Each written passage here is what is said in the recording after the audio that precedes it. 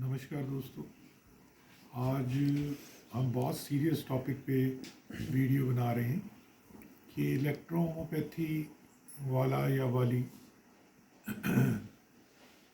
चाहे कितने भी पढ़े लिखे क्यों ना हो, वो डिलीवरी नहीं कर सकते। डिलीवरी से प्रसूति, चाहे नॉर्मल डिलीवरी हो, तो ऐसा ही एक केस का विश्लेषण हम आपके सामने करते हैं। केस में बहुत सारे ट्विस्ट हैं। ये वीडियो किसी को हर्ट करने के लिए नहीं है, ये वीडियो सिर्फ एक संदेश देने को है, खासकर इलेक्ट्रो होम्योपैथी फिजिशियन को, कि वो अपनी लक्ष्मण रेखा क्रॉस ना करें। तो ऐसा होता है कि एक स्टेट में एक लड़की प्रेग्नेंट होती है और वो किसी इलेक्ट्रोहोम्योपैथी वाले के हॉस्पिटल में एडमिट हो जाती है और उसको इलेक्ट्रोहोम्योपैथी वाला जो डॉक्टर नहीं है उसको अल्ट्रासाउंड के लिए भी रेफ़र करती है, साइन करती है, प्रिस्क्राइब करती है कि यहाँ जाके अल्ट्रासाउंड करा दो। अब अल्ट्रासाउंड भी होता है, उसकी डिलीवरी होती है वहाँ पे, और करते करते बच्चे की डेथ हो जाती है डिलीवरी के बाद, और कुछ टाइम बाद उस लड़की की भी डेथ हो जाती है। वो रेफ़र कर दी जाती है, कभी एक हॉस्पिटल, कभी दूसरे, कभी तीसरे। अब नेचुरली पुलिस गवाहों को लेती है, उनके brother in law, husband, father in law, ऐसे करते करते काफ़ी गवाह जो हैं उनको लेती है, जिसमें तकरीबन 29 विटनेस होते हैं। अगर मैं यहाँ पढ़ के सुनाऊँ तो हस्बैंड भी होता है, मदर भी होती है, फादर इन लॉ भी होता है, ब्रदर इन लॉ भी होता है, मदर इन लॉ भी होती है, और करते करते एकदम जो उन्होंने कोई बयान दिया होता है उससे वो मुकर जाते हैं। कई विटनेस जो हैं वो उस हॉस्पिटल का नाम ही नहीं लेते, इलेक्ट्रोहोम्योपैथी का डॉक्टर का नाम नहीं लेते। ऐसे करते करते वो अपने दिए हुए बयान से मुकरने लगते हैं। इसके बीच में एक पंचायत के पास भी ये मामला लेके जाया जाता है और वहाँ पे सेटलमेंट हो जाती है। यानी कि उस सेटलमेंट से पहले जो परिस्थितियाँ विटनेस की होती हैं, गवाहों की, और उसके बाद सेटलमेंट हो जाती है, इसका मतलब पैसा दे दिया गया। तो जो डेथ होने वाला लड़की है उसके पिताजी भी मुकर जाते हैं। अब सास ससुर तो बाद वाली बात है। नेचुरली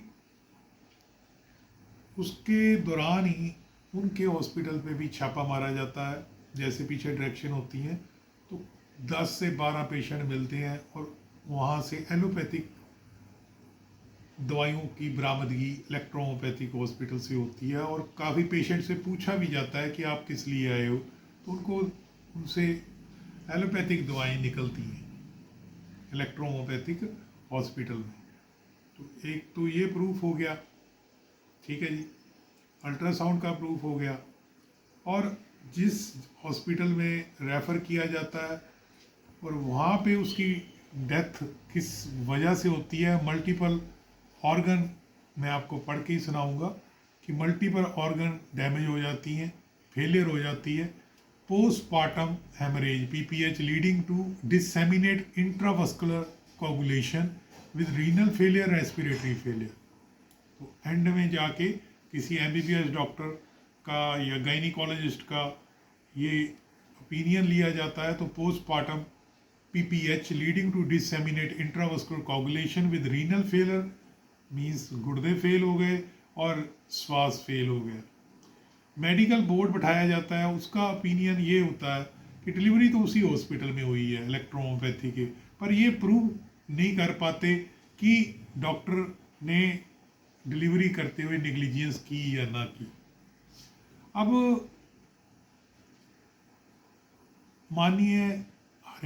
माननीय हाई कोर्ट में वो इलेक्ट्रोहोम्योपैथी डॉक्टरनी अपील करती है, उसको जो सेंटेंस दी जाती है उसमें वो अपील करती है कि मेरे ऊपर 4 दफ़ाएं लगाई हैं, 304, 2 आईपीसी, 420 आईपीसी, 201 आईपीसी और 15 मेडिकल काउंसिल एक्ट की लगाई हुई है। इम्प्रिजनमेंट लिखी है जो 304 की, वो तो कत्ल ही हो गया एक तरह का। Rigorous imprisonment 10,000 for 7 year. 420 IPC जो प्रोजेक्ट करे कि मैं गायनिकोलॉजिस्ट हूँ तो 420 की लगी। Rigorous imprisonment 5,000 for 5 years. अब और rigorous imprisonment 5,000 for 3 years and 15 of Indian medical council rigorous imprisonment for 1 year 1,000 जुर्माना। उसके आगे लिखा है in default of payment of fine. अगर 304 वाली सज़ा में अगर फाइन नहीं दिया जाता तो उसको 1 साल की सज़ा, फर्दर अंडर को 1 साल की और सज़ा बढ़ेगी। 420 में जो 5,000 का फाइन है, अगर वो नहीं दे पाती तो उसको 6 महीने की और सज़ा। और 201 आईपीसी में अगर वो 5,000 का नहीं दे पाती तो उसको 6 महीने की और सज़ा। और 15 of Indian rigorous medical council act की जो इम्प्रिजनमेंट थी वो 1,000 जुर्माना था और 1 साल उसकी सज़ा थी। तो उसके लिए उसको 1 महीने की सज़ा उसकी बढ़ेगी अगर उसने ये फाइन ना दिया। अगर हम इसको टोटल करते हैं चारों धाराओं को कि देखिए 7 साल तो 304 की हुई, 420 की 5 साल हुई और 201 की 3 साल हुई और 15 ऑफ इंडियन मेडिकल काउंसिल 1 साल हुई। अगर इसको टोटल करते हैं 7, 5, 12, 12, 3, 15, 1, 16। मगर ये ध्यान से अगर नोट किया जाए तो इसमें एक चीज़ लिखी हुई है, it was order that all sentences shall run concurrently and the period of imprisonment already gone by the subsequent order appellant shall be set off against the subsequent। ये कंकरेंट चलेंगी सजाएं। तो ये अपील की उस इलेक्ट्रोहोम्योपैथी के doctor ने, lady doctor ने, कि ये जो है उसके अगेंस्ट है, ये दराएं ड्रॉप की जाए। करते करते उसके जो प्रूफ्स हैं, जो उसकी प्रिस्क्रिप्शन है, उसने बता दिया कि ये इस पे मेरे साइन ही नहीं है। विटनेस हॉस्टाइल हो गई, मुकर गई। तो करते करते उसके जो एंड वाला पोर्शन है मैं आपको पढ़ के सुनाता हूँ और उसको गूगल ट्रांसलेट भी करता हूँ ताकि आपके नॉलेज में रहे। मैं उस पॉइंट पे ही जा रहा हूँ जिसको ये आपने बड़े ध्यान से सुनना है। ये मैं गूगल ट्रांसलेट कर रहा हूँ, इंग्लिश भी बोलूँगा और हिंदी भी। ये नोट करने वाली है। उपरोक्त चर्चा की अगली कड़ी के रूप में ये अपील आशंक रूप से स्वीकार की जाती है, पार्टली। जो अपील की मान ली गई पार्टली। और धारा 304, 2, 420 और 201 के तहत दंडनीय अपराध के लिए अपील करते हुए दी गई सजा और सजा को अलग रखा जाता है, सेपरेट हो गया। भारतीय चिकित्सा की धारा 15 के तहत दंडनीय अपराध के लिए अपील करता कि दोष सिद्धि बाहर के देशों के लिए देखें, वो हालांकि कायम है। इसका मतलब आप समझ गए होंगे। As a sequel of my about discussion, this appeal is partly accepted and conviction and sentence awarded to the appellant for offence punishable under section 304, 420, 201 is set aside. Conviction of appellant for offence punishable under section 15 of Indian Medical Council for subsequent order C dash dash, जो भी उसका criminal case है उसका number. Council act is however maintain. और and वाला जो चीज़ है उसको जो एंड में माननीय कोर्ट बताती है, इस फैसले से अलग होने से पहले इस तथ्य पर ध्यान होगा, प्रासंगिक होगा कि ये एक ऐसा मामला है जहां पति, मां, सास, ससुर, देवर और अन्य गवाह मुकर गए और अपने बयानों से मुकर गए हैं। पुलिस ने धारा 161 CRPC और आपराधिक न्याय प्रणाली के साथ खिलवाड़ किया है। उन्होंने जानबूझकर ये खुलासा करने के लिए छुपाया है कि उनकी डॉटर इन लॉ जिसकी डेथ हुई है कि डिलीवरी कहाँ हुई थी और किसने संभाला था उसको।